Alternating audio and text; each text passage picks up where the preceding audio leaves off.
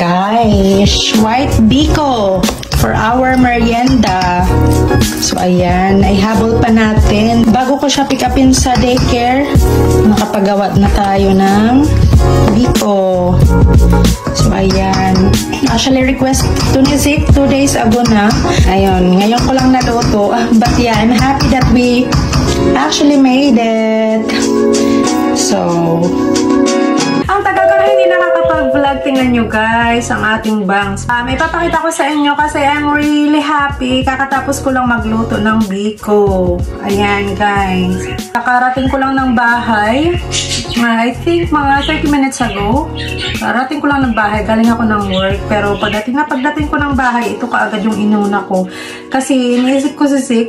Gustong-gusto niya pala talaga guys ng biko. Mahilig si Zik ng biko. Yung ganitong luto na white na biko kasi ito usually yung niluluto ko sa bahay. Para sa akin, mas masarap yung white na biko. I'm very happy. So, kumusta naman ang New Year natin? Kumusta na? Tagal ko na hindi nakakapag-vlog. But yeah, kasi as you all know guys, busy kami. Nag-ready kami ng aming mga dadalhin sa Pinas.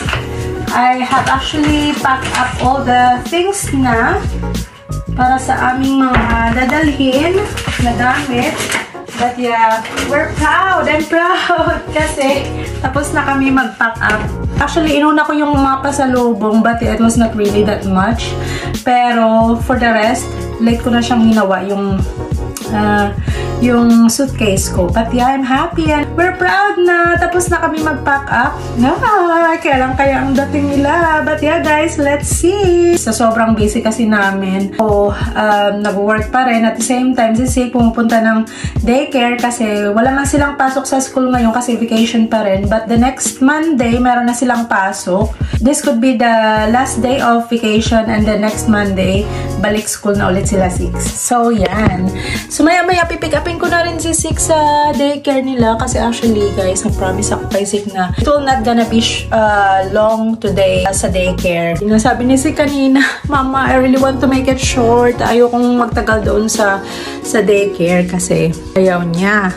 But it's okay. So long, bukas naman kasi Saturday and Sunday, wala namang pasok. So it's a rest day. Pero meron kaming balak puntahan bukas. Makain ako ng pansit at saka tinapay. At saka nagkakape ako.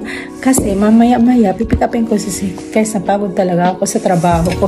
Ngayon lang ako kumain. Hindi ko alam kung kailan ulit ako mag-upload ng video. But yeah guys, yun ang update namin. I just want to overshare kasi alam nyo na. At saka ayoko mag-overshare.